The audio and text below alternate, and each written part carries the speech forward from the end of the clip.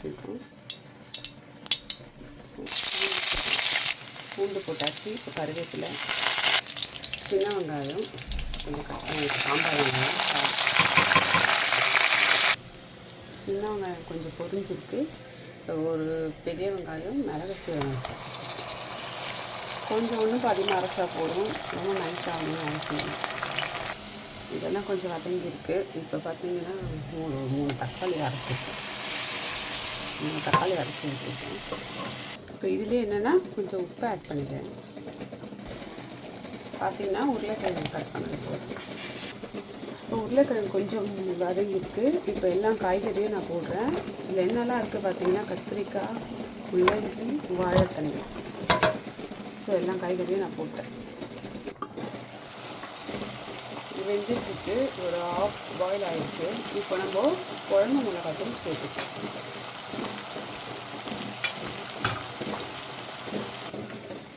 மிளகாத்தூள் போட்டு இது இப்போ நல்லா கலந்து விட்டாச்சு.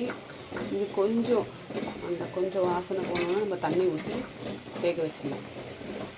இப்போ நான் லைட்டாக அந்த மிக்ஸி கலந்த தண்ணி ஊற்றுறேன். இந்த குழம்புக்கு தேவையான கருவடைலாம் எடுத்து வச்சுருக்கேன். இது வஞ்சரம், இது காரப்பொடி, இது சில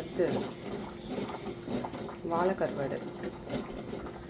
மிக்சிங்கில் எடுத்து வச்சுருக்கேன். இப்போ கரைச்சி வச்சா புளி தண்ணியை தேவையான அளவு ஊற்றிப்போம். காய் வேகணும் நல்லா, அதுக்காக நான் தண்ணி எக்ஸ்ட்ரா போட்டிருக்கேன். அது வெந்தவுடனே எனக்கு கரெக்டாக வந்துருக்கேன். கொஞ்சம் தண்ணியாக இருக்கிற மாதிரி இருக்கும். வெந்துச்சுன்னா நான் இந்த ஒரு கருவாடை மட்டும் ஒரு ஃப்ளேவருக்கு போடுறேன். ஏன்னா கருவாடெல்லாம் குழஞ்சிரும் இப்போ போட்டோம்னா. அது நல்லா வேகட்டும், இந்த ஃப்ளேவர்ஸ் வரணுன்றதுனால நான் இப்போ ஒரு கருவாடு போட்டிருக்கேன். அதுக்கப்புறம் லாஸ்ட்டில் நல்லா கொதிச்சு அப்புறம் தான் எல்லா கருவாடையும் போட்டு ஒரு 2 மினிட்ஸ் விட்டு இறக்கிடணும். இந்த காய் வேகிறதுக்காக குழம்பு கொதிச்சிட்ருக்கு, அது வேகட்டும்.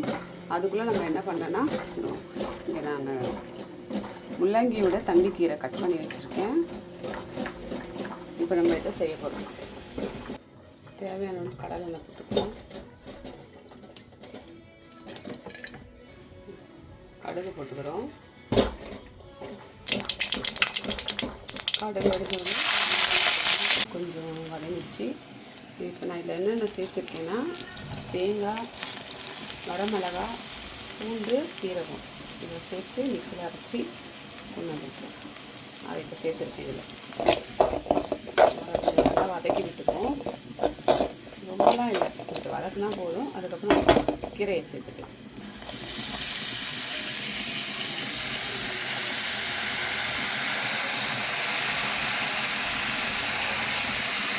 பார்க்க நிறைய இருக்கிற மாதிரி இருக்கும்.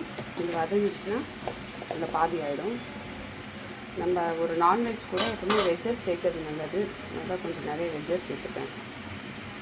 பாருங்கள் எவ்வளோ கொஞ்சமாக ஆகிடுச்சு. அவ்வளோதான் ஆகும். இந்த தண்ணியும் நிறைய விட்டுருக்கு.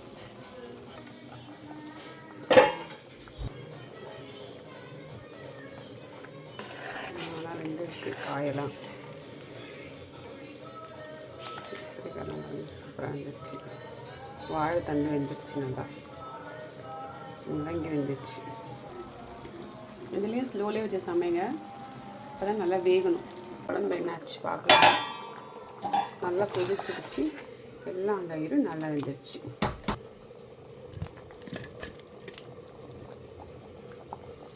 நம்ம சுத்தமாக சுடுதண்ணி, அதுக்கப்புறம் பச்சை தண்ணி எல்லாத்தையும் போட்டு நல்லா கழுவி வச்ச கருவாடு போட்டோம். இப்போ இது ஒரு 2 மினிட்ஸு ஒரு 5 மினிட்ஸ் கொதிச்சா போதும். ஃப்ளேவர்ஸ் மட்டும் இறங்கினா போதும். கருவாடு போட்டும் கொதித்து விட்டது. இப்போ நம்ம பாயில் பண்ணி ஊற்றி வச்சுருக்கேன். முட்டை போட்டுருக்கேன். குழம்பு பார்க்கவே ரொம்ப சூப்பராக இருக்குது. முட்டை, கருவாடு, காய்கறி எல்லாமே இருக்குதுங்க. நம்மளுக்கு இந்த சேம் டைமில் கீரையும் ரெடி ஆகிடுச்சு. அவ்வளோதான். இப்போ நம்ம லஞ்சு சர்வ் பண்ண வேண்டியது தான். சாப்பாடை போட்டுடலாம். ரொம்ப சூடாக இருக்குது சாதம்.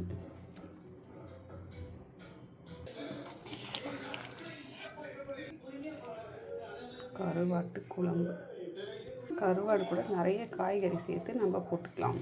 ஒரு வஞ்சரம் துண்டு, எல்லாம் சேர்த்து போட்டுக்கிங்க கூட ஒரு முட்டை நம்ம செஞ்சு கீரையை வச்சுக்கலாம்.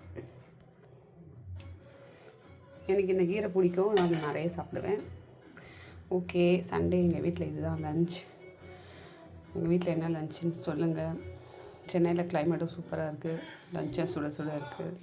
நான் என்ஜாய் பண்ணுறேன். பாய்.